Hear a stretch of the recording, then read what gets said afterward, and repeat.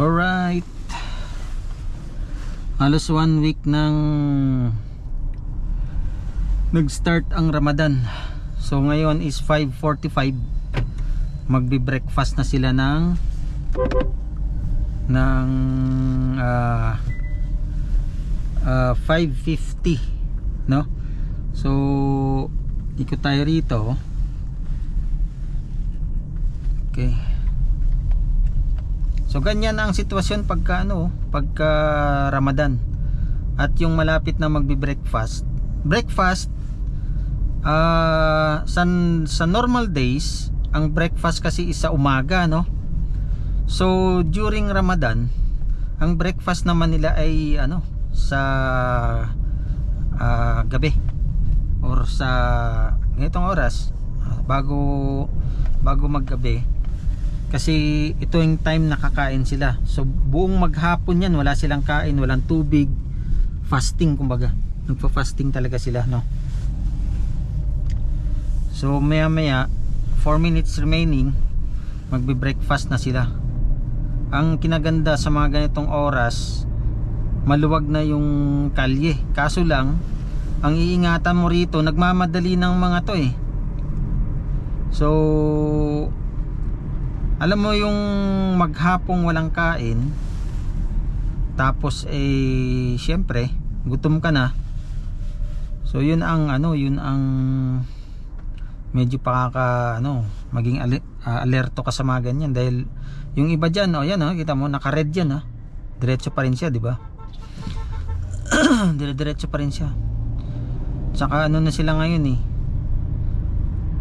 kaya kailangan ingat yan, ang bilis niya, no?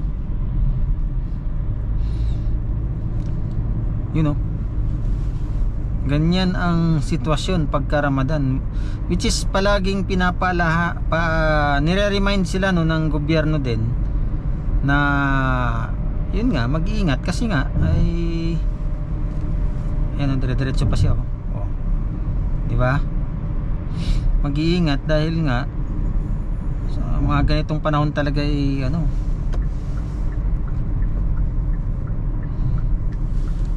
nasa likod natin gusto parang lumusot, kaso alanganin na, talagang gusto pa niyang pipilitin. Yan, uuna yan, ay may humps dito.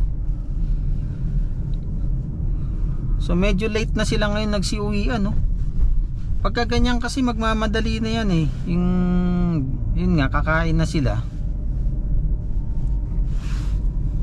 Dapat kasi wag na silang magmadali, kasi for safety.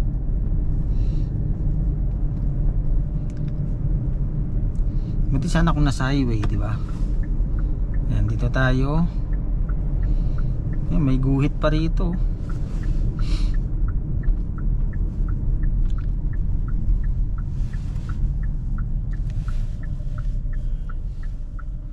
Dati talagang wala ka halos makikita sa kalsada pagka ganitong oras. Ngayon medyo medyo may makikita ka pa. So taon-taon may mga pagbabago.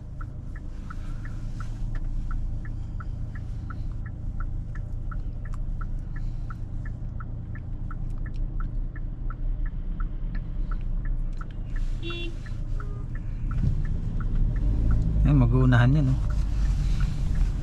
mahirap minsan dito kailangan alerto ka lang. Si late na nga yan, 5:49. So 5:50 na yan, magko-call na sila ng prayer. Sabay ibig sabihin nun ay pwede na silang kumain.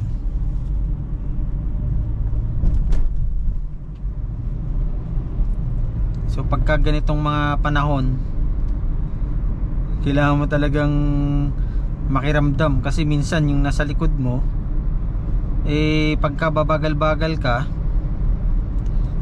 lipat ka na lang ng lane. Kasi yung iba dyan talagang meron sa likod natin. So mas maganda lipat ako dito sa medyo mabagal. Ayun oh, naguunahan sila dun oh, pagliko. Mahalanganin na yan eh.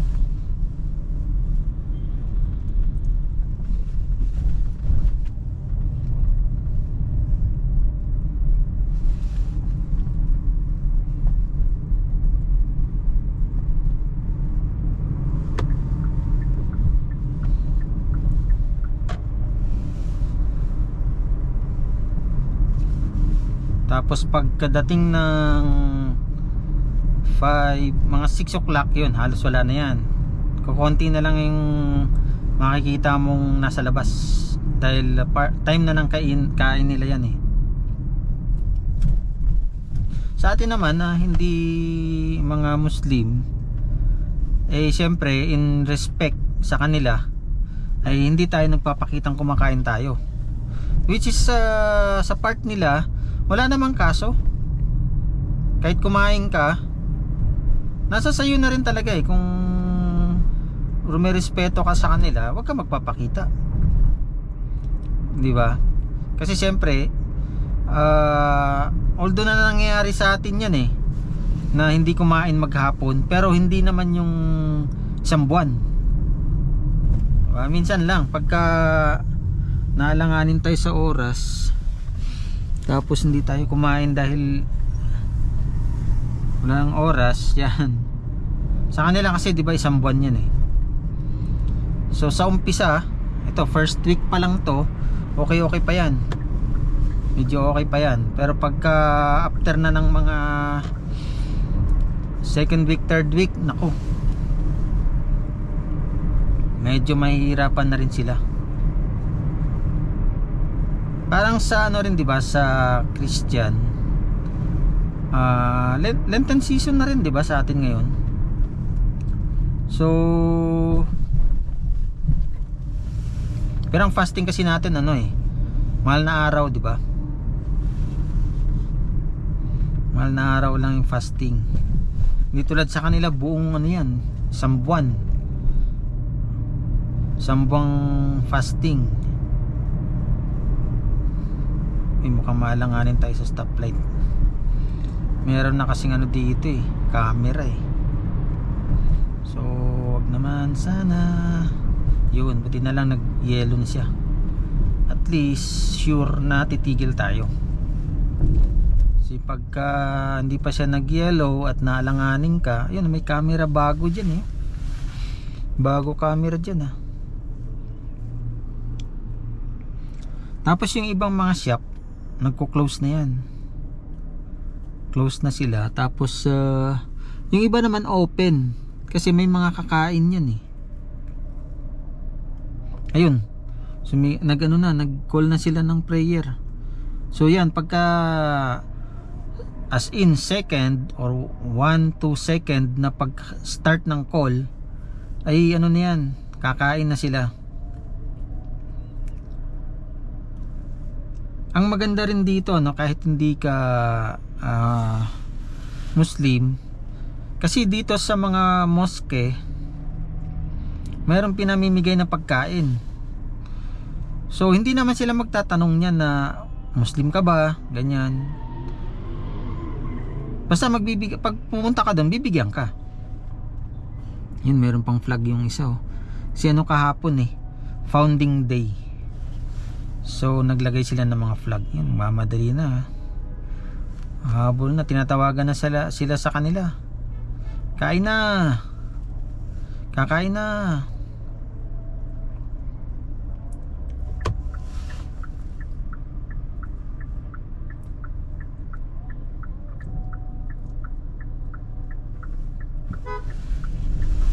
Tama, nagbusina pa sa likod, di ba? Mamadali na yun eh.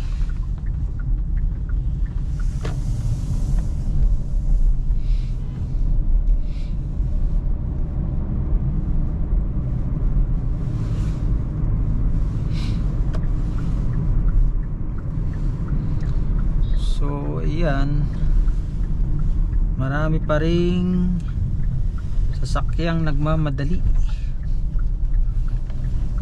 Minsan dito may namimigay rito eh, sa kalsada. Nung isang araw May nadaanan tayo niyan, namimigay. Kaso lang naalanganin eh. Medyo nakabuelo tayo, alangan namang mamreno ka ng basta-basta.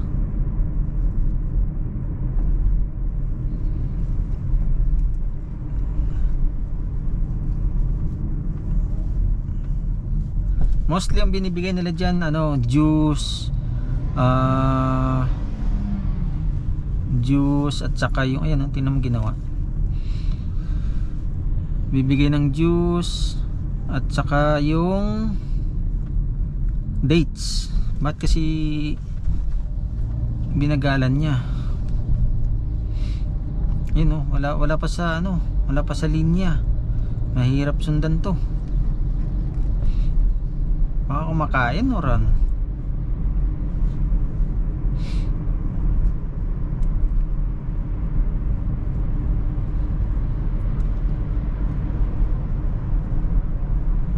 Humahabol pa ito eh.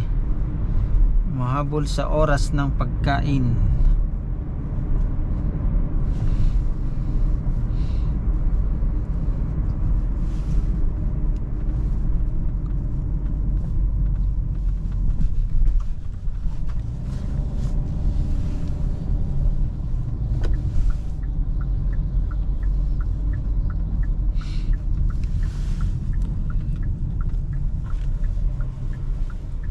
Alright, kanan tayo rito.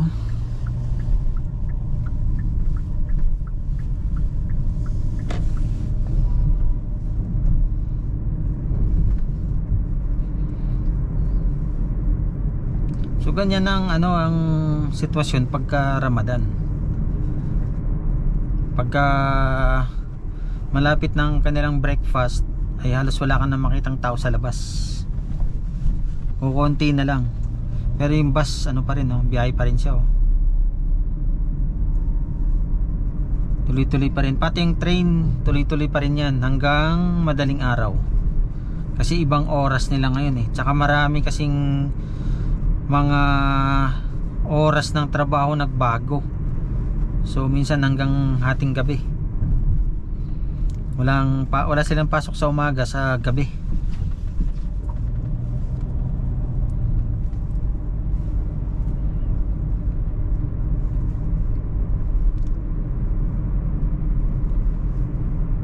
McDonald's sarado. Bukas din. Bukas pa rin kahit yung So pwede kang kumain dyan.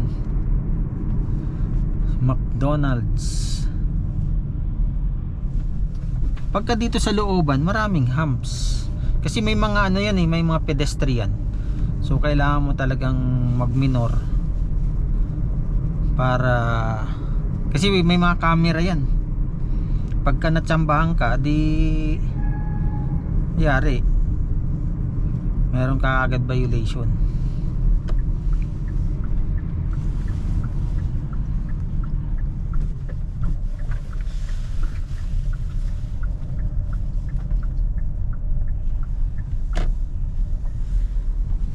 Alright, dito muna tayo. Yan, sharing to sa tungkol sa Ramadan time. Yan, halos walang tao sa labas So tayo mamaya pa tayo kakain. Yan po, isang lang pagbabahagi tungkol sa buwan ng Ramadan dito sa Saudi Arabia. Maraming salamat muli sa inyong panonood sa aking maliit na channel. At sa mga hindi pa po nakasubscribe, subscribe na. God bless everyone.